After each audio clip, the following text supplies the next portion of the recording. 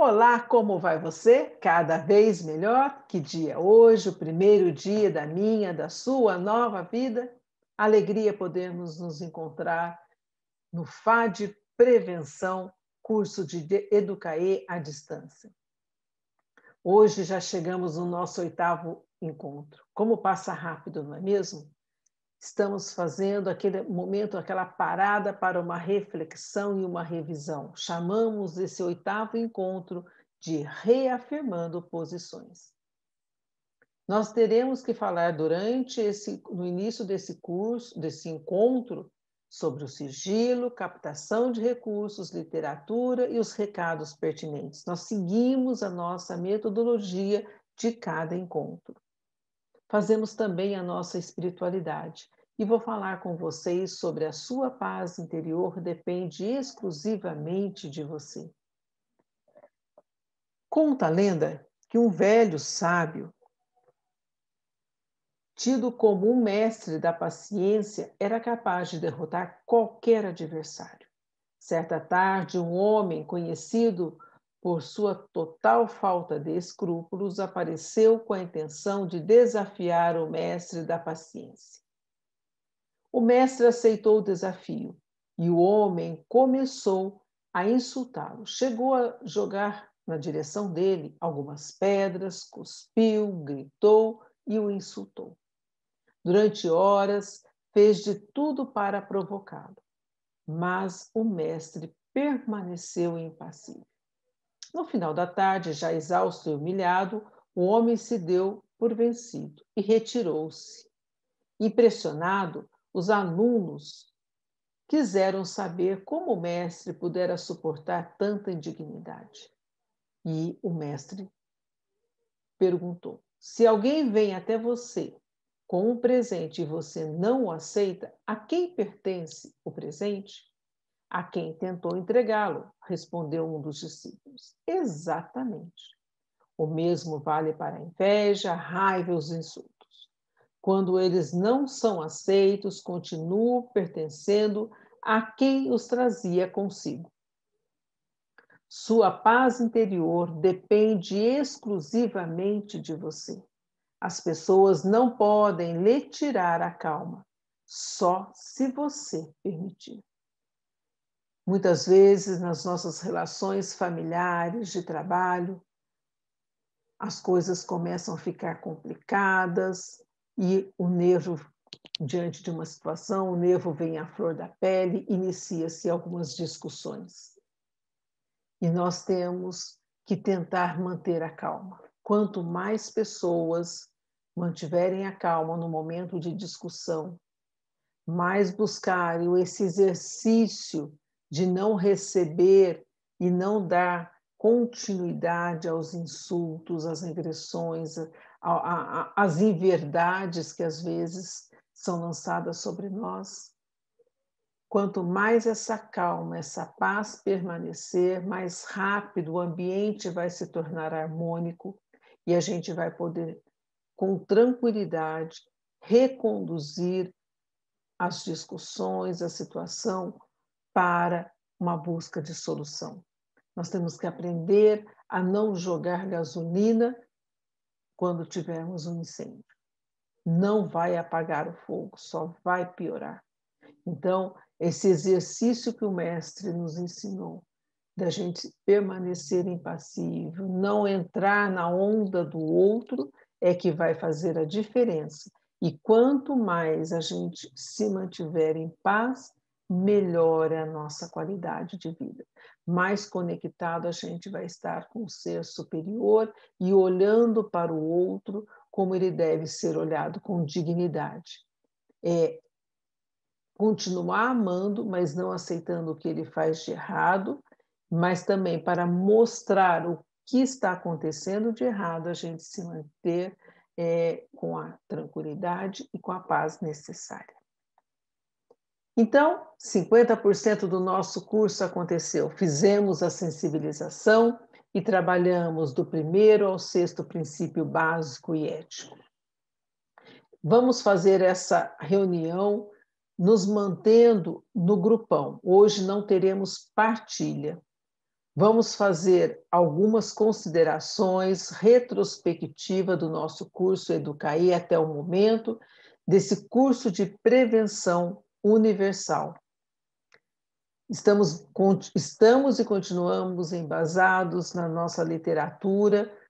Mara Menezes nos deu o livro Prevenção com Amor Exigente, antes que coisas ruins aconteçam, e temos a nossa apostila de prevenção. Essa apostila foi feita em 2012, por isso que ela ainda leva esse nome de curso de 15 encontros, mas tudo isso já está sendo revisado e a equipe central provavelmente vai entregar essa apostila revisada, já com o nome Educaê e com algumas correções acontecendo no seu interior até o final de 2020, a nossa intenção.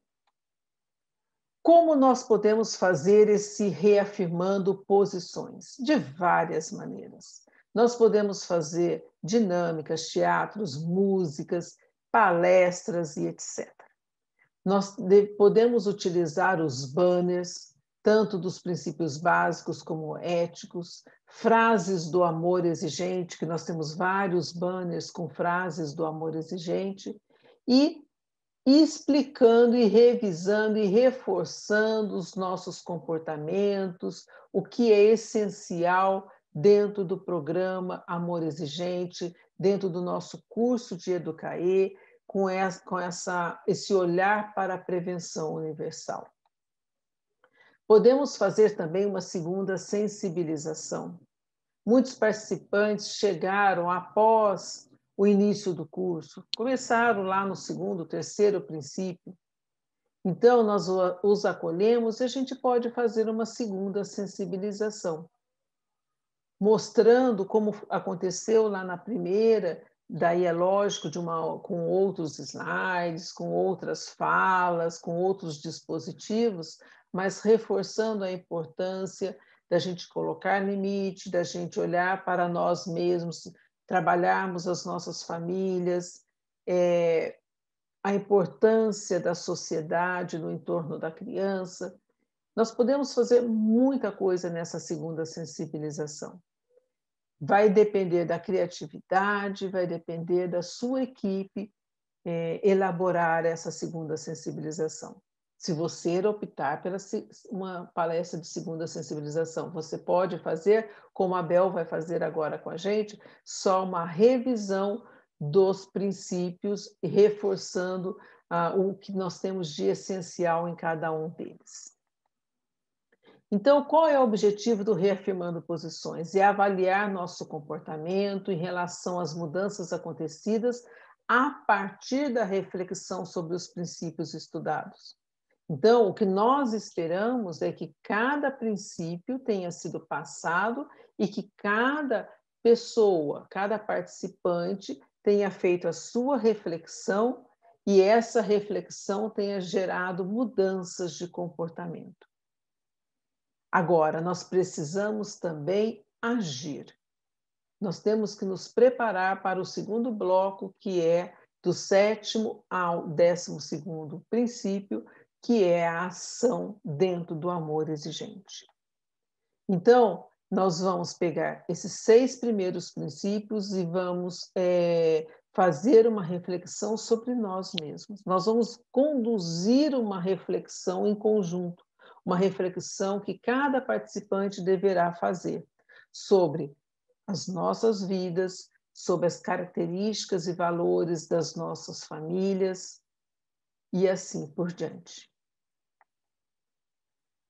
Nós devemos conduzir as pessoas a uma autoavaliação. Nós vamos ter que fazer com que elas reflitam se elas melhoraram desde a hora que elas chegaram no Educaê, lá na sensibilização ou no momento que ela chegou, e como ela está hoje. Você melhorou? É isso que a gente tem que perguntar para os participantes. Nós estamos cada vez melhor desde que iniciou esse curso. Estamos conseguindo, você está conseguindo, eu estou conseguindo aplicar os princípios básicos e éticos na minha vida? Estou conseguindo aplicar isto na minha família? E as metas? Estou fazendo as metas? Ou estou me auto-sabotando? Que as metas, elas têm o objetivo de me fazer mudar comportamento. Eu estou fazendo as mudanças necessárias? E como eu estou me comportando no subgrupo, na partilha? Estou dando apoio, recebendo apoio, estou realmente partilhando? Falando e refletindo sobre os princípios, como é isso dentro da minha família, dentro do ambiente do trabalho, para que a minha partilha possa estar ajudando o outro também a refletir? Eu estou respeitando a partilha do outro? E a espiritualidade, estou melhorando, assumindo, entendendo a importância dela na minha vida? Então, nós temos que realmente, nesse momento, conduzir os participantes a esta reflexão. E é lógico que, abrindo um parênteses aqui, conforme o que eles também forem expondo, forem falando, porque a gente pode também colher a fala deles um pouco, ouvi-los um pouco, nós vamos ter um parâmetro para saber como está o curso Educaê até esse momento.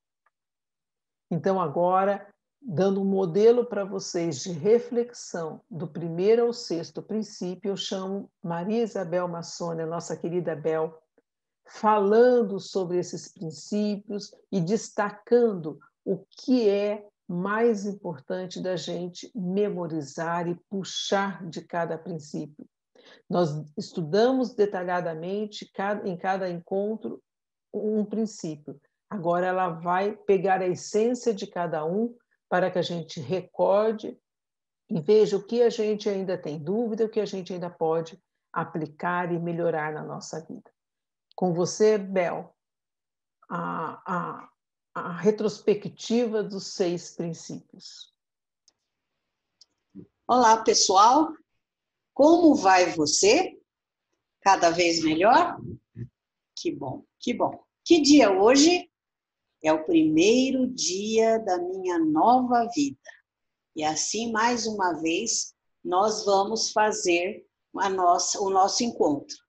Esse é um encontro especial. A Bernadette já falou com vocês. O meu nome é Maria Isabel Massoni, sou voluntária do Amor Exigente em São José do Rio Preto.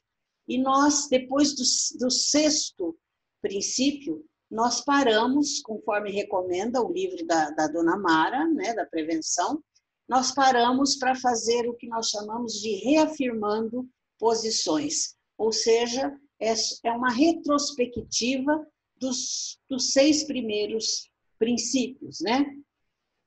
E aparecem 2 questões muito importantes, né, nesse reafirmando posições, nessa análise, nessa parada que a gente dá, né? Ou seja, como eu estou para agir, né? Porque ele nos prepara para agir, né? Como que eu estou para agir, tá? E em que melhorar e me fortalecer, porque até o sexto princípio nós passamos a fazer nós fazemos uma reflexão sobre quem somos, como estamos, quais os nossos limites, quais os nossos pontos positivos, qual o nosso papel como pais. Depois, a partir do sétimo, nós trabalhamos mais na ação. São as 2 palavras essenciais que fazem a essência do nosso programa: reflexão e ação, tá bom? Então, essa é a nossa parada. Vamos lá, então, reafirmar posições? Nós temos, então, o primeiro princípio que nós já vimos: os problemas da família são inerentes ao mundo atual. Ele é um princípio identificador. Saiu em cima, mas não tem importância. É o princípio identificador. Por que é identificador? Porque na sociedade em que vivemos, nós nos identificamos, nós construímos a nossa identidade a partir da relação de interação social, da relação que nós temos com as pessoas. Então, por isso que eles dizem que os problemas da família são inerentes ao mundo atual, são inerentes ao meu espaço de comunidade, à minha cultura, à minha comunidade, o mundo em que eu vivo, não é? Porque são o que a minha família passa, a família do vizinho também vai passar. Por isso que a gente diz assim, não existe, os problemas só mudam de endereço, não é? Então, nesse princípio, nós vamos dizer, a Beth está aqui para mim ver o horário aqui, né? Nesse princípio, nós vamos ver quem sou eu no mundo em que vivo. Olha essa ilustração aí, eu acho muito interessante, né? Ela é uma cabeça de uma pessoa, mas com um mundo. Quem sou eu no mundo em que vivo? E esse mundo tanto é a globalização que a gente está, é o globo terrestre, né? O nosso planeta, o nosso mundo, também a minha família, o micronúcleo meu ali, né?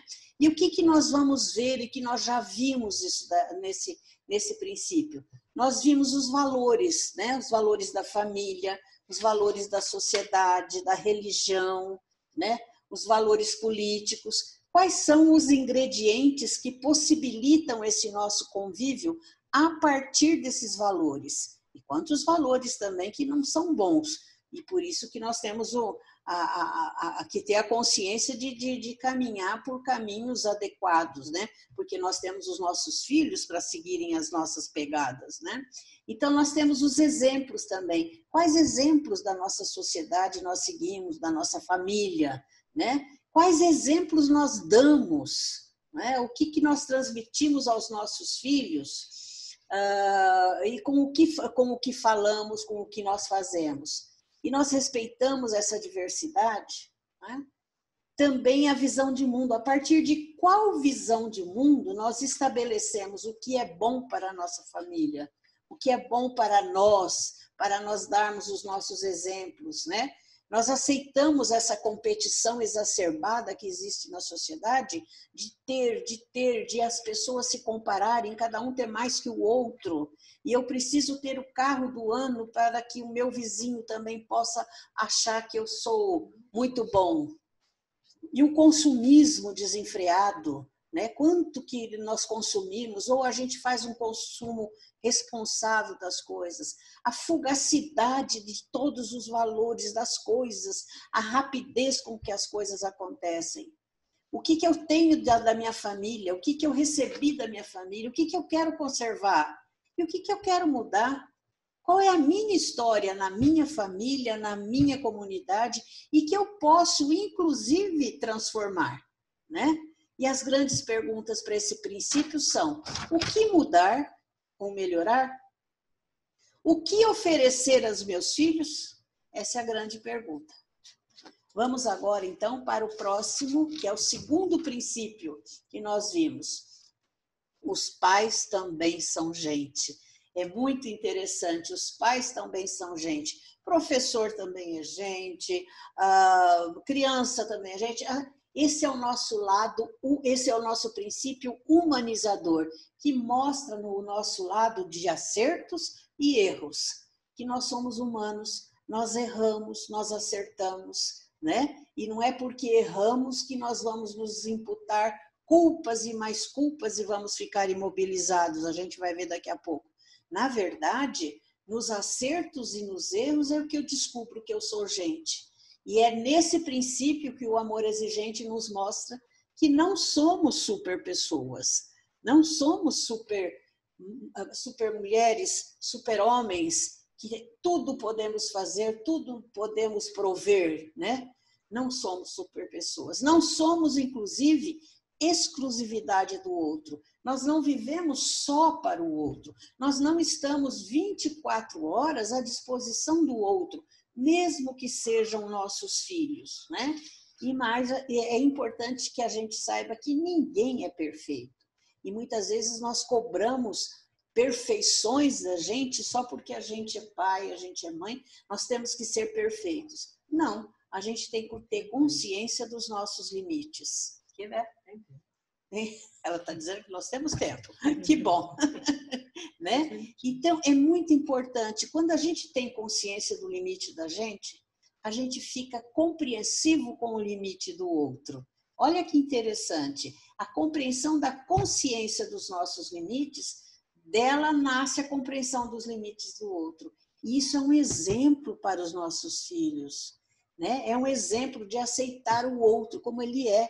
Os nossos filhos têm antenas, os nossos filhos estão nos vendo. Quando eu compreendo e não humilho, e não critico, e não cobro coisas das pessoas que elas não podem dar, eu compreendo como eles são e ajudo, os nossos filhos estão vendo. E isso traz a solidariedade, né? A solidariedade, a empatia, que eu entendo o erro do outro. Então, o auto-perdão é muito importante da gente se perdoar das nossas falhas, do que nós já erramos, mas a gente tem a responsabilidade de mudar, a gente tem a condição de fazer diferente daqui para frente, né? E isso faz com que nós nos valorizemos, né? Então, olha, a autovalorização que vem com o auto-perdão. E também os nossos filhos nos valorizam, né? Vão nos valorizar porque eles percebem que nós temos consciência dos nossos limites e nós podemos fazer até onde os nossos limites permitem, né? Que nós sabemos falar não para nós também, nós podemos nos respeitar. Então, esse princípio tem a pergunta muito importante que vocês devem se fazer para vocês essa semana. Quais são os meus pontos fortes e os meus pontos fracos? É muito importante sobre isso. No terceiro princípio, nós vamos fazer quase... ele vem a reboque do segundo princípio, né, que fala desse lado humano nosso, dos nossos erros, que a gente também... Opa! Vamos voltando. Pronto. Não tem importância. Os nossos recursos são limitados. E são limitados mesmo. Os nossos recursos emocionais, os nossos recursos financeiros, os nossos recursos físicos. E quantas vezes a gente não se protege da gente mesmo? Os nossos exames médicos acabam ficando adiados, a gente gasta mais do que pode, né? A gente suporta mais coisas do que o nosso emocional consegue aguentar. Então, olha a frase importante desse princípio. Eu não posso ultrapassar meus limites se eu quero impor limites para os meus filhos. Veja só, eu tenho que impor limites para as crianças. Eles têm que saber o que eles podem, o que não podem fazer. Mas eu não posso ultrapassar os meus se eu quero impor para eles limites. E eles estão vendo se eu extrapolo os meus limites, se eu faço mais do que eu posso aguentar. Eles estão vendo se eu tenho coerência nas minhas ações, se aquilo que eu falo, eu faço. Eles estão vendo se eu tenho consciência do meu limite, mas também se eu tenho modos de superar essa limitação, de criar outros caminhos, de novas formas de atingir os alvos, de atingir meus objetivos. E uma coisa muito importante que a gente traz para a reflexão nesse princípio é a diferença entre conformismo e aceitação. Conformismo com o meu limite, conformismo com aquilo que eu... com os meus recursos eu não consigo, eu não posso ficar conformada, porque conformar-se é resignar-se, é ficar imobilizada, e isso é um perigo. É bem diferente de aceitação.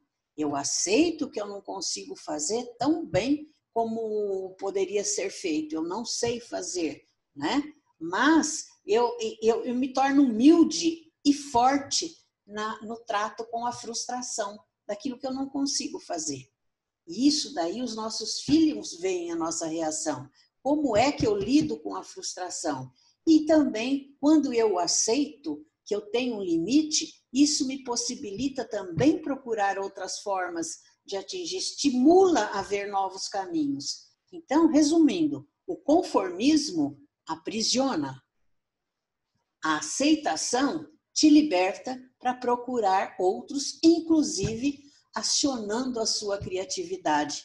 Quantas coisas que a gente acaba fazendo num momento difícil e a gente não sabe o que fazer, acha que não vai conseguir e a gente cria formas de sair daquela situação.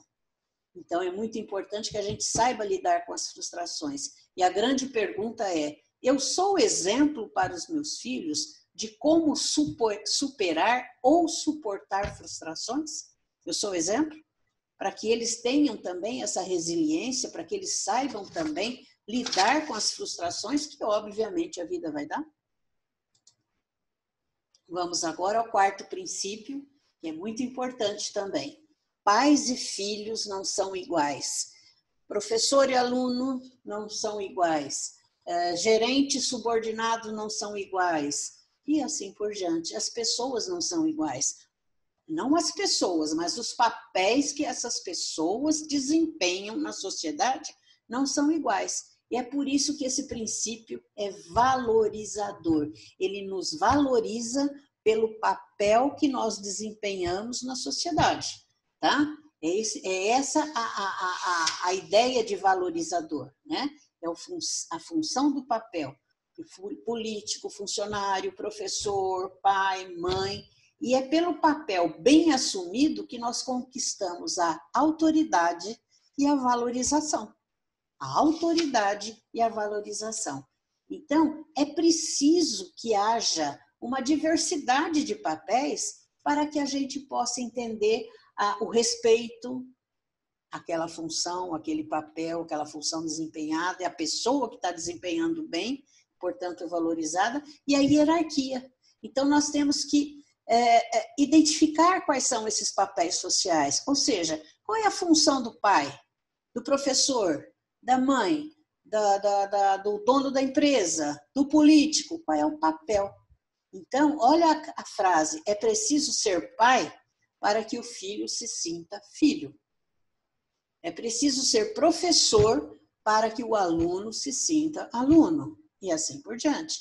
Portanto, nós temos que identificar quais são os direitos e os deveres de cada papel. De cada papel.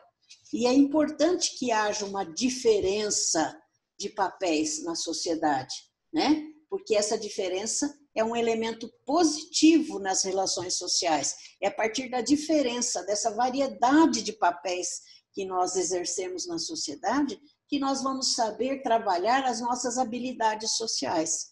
Muitas vezes eu dou aula, naquela hora eu estou sendo professora, o papel de professora. Eu saio da aula, venho para minha casa, eu tenho o papel de mãe, o papel de esposa. Se minha mãe mora junto, eu tenho o papel de filha.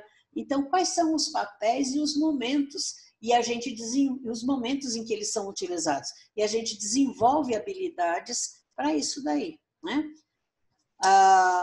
E é importante dizer o que melhorar no meu papel de pai, de mãe, no meu papel de professora, no meu papel de filha. O que eu posso melhorar nesse papel? É importante que a gente pense também e reveja, né, nesse reafirmando posições. No quinto princípio, a culpa torna as pessoas indefesas e sem ação. É uma verdade que muitas vezes a gente fica até preocupada com isso, né? Mas se a gente pensar bem, fica mesmo indefesas e sem ação. Portanto, quando a gente toma consciência de que nós não somos culpados, que nós fizemos o melhor de nós na época que a gente podia fazer o que nós fizemos, e nós não temos culpa, nós podemos ter sim a responsabilidade de fazer alguma coisa a respeito disso.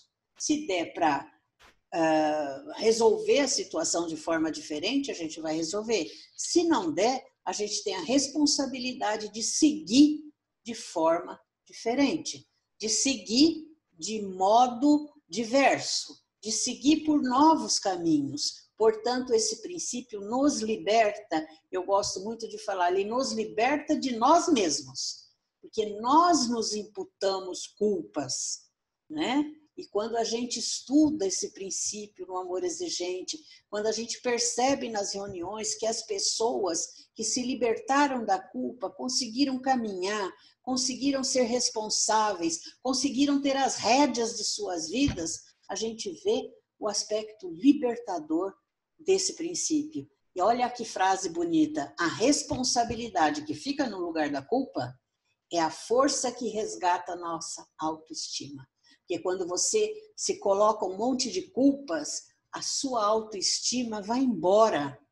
Agora, quando você tem a responsabilidade de fazer alguma coisa pela sua vida, você resgata a sua autoestima. Você vai gerenciar a sua vida. Você vai parar de culpar-se e de culpar os outros, porque muitas vezes a gente faz o papel de coitadinho e fica culpando os outros, né?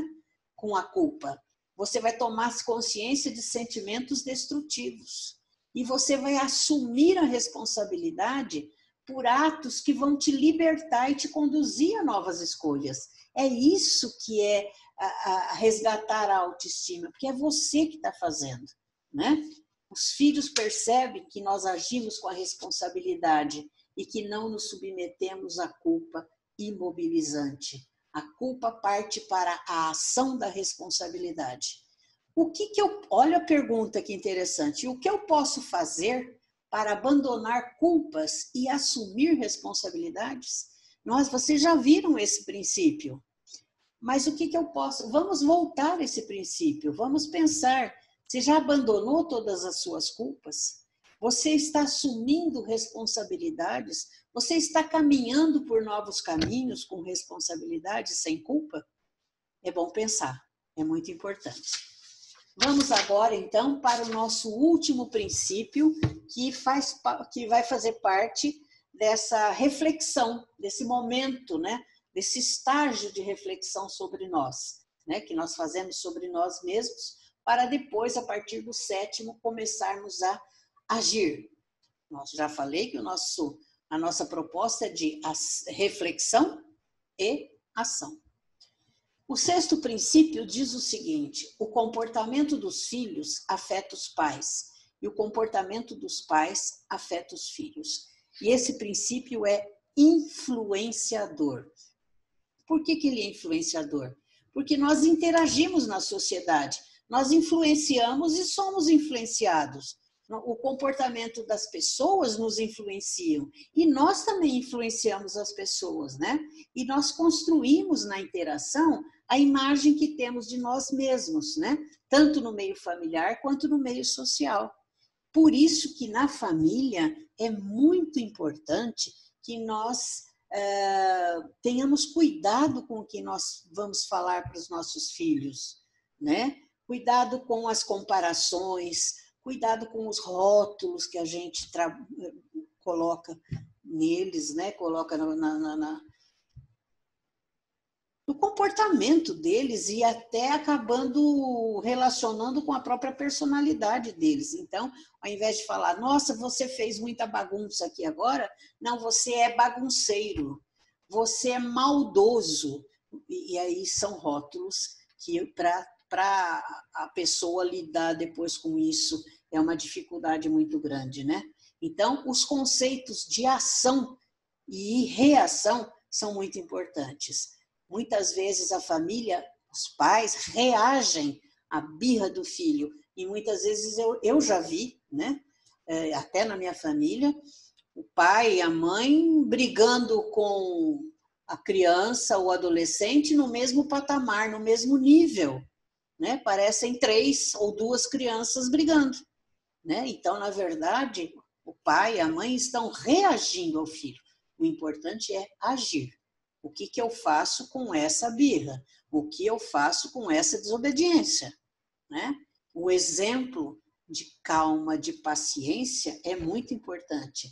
É a valorização do que você é para os seus filhos que vai dar autoridade de voz, que vai te valorizar. E nessa interação, a ação é importantíssima. Né? E a grande pergunta é, eu sou sempre um bom exemplo para os meus filhos? Como é que eu estou sendo para os meus filhos no meu modo de agir, de falar, de sentir, de falar o que eu penso, de analisar a sociedade, de ver as minhas amizades, de falar dos meus pais, da minha família. Eu sou um bom exemplo para os meus filhos? Então, meus amigos, essa é a retrospectiva muito rápida, mas é para que eu fiz, mas que a gente possa trabalhar reafirmando posições, revendo esses princípios, pensando sobre o que é que eu preciso fazer para eu poder me conhecer melhor, para eu me fortalecer, para eu poder seguir agora nos próximos princípios e caminhando nessa proposta maravilhosa que é do amor exigente. Um grande abraço para vocês, espero que eu tenha ajudado e até a próxima.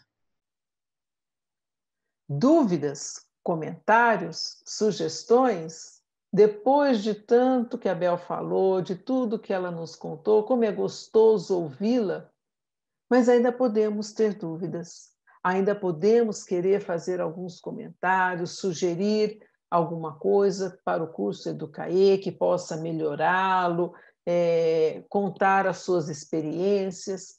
Faça isso, encaminhe para nós, para o nosso e-mail, essas colocações, essas dúvidas.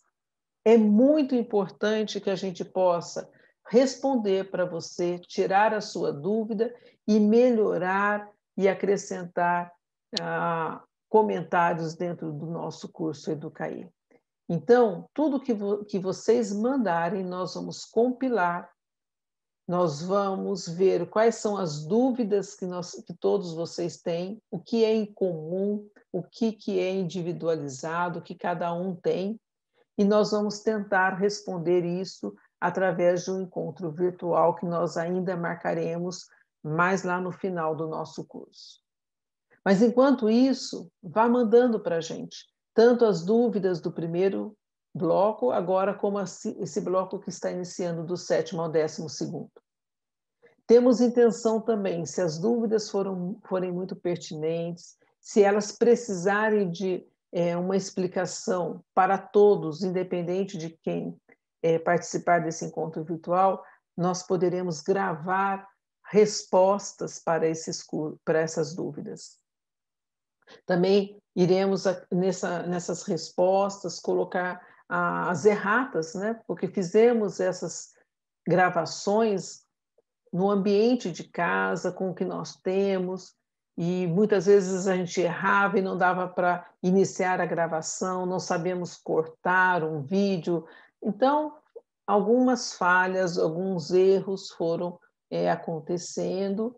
Por exemplo, esse reafirmando posições, quando eu dei lá na metodologia, ele saiu como 7º encontro, e na realidade ele é o 8º encontro. Então, algumas correções acontecerão nessa gravação onde nós vamos tirar as dúvidas.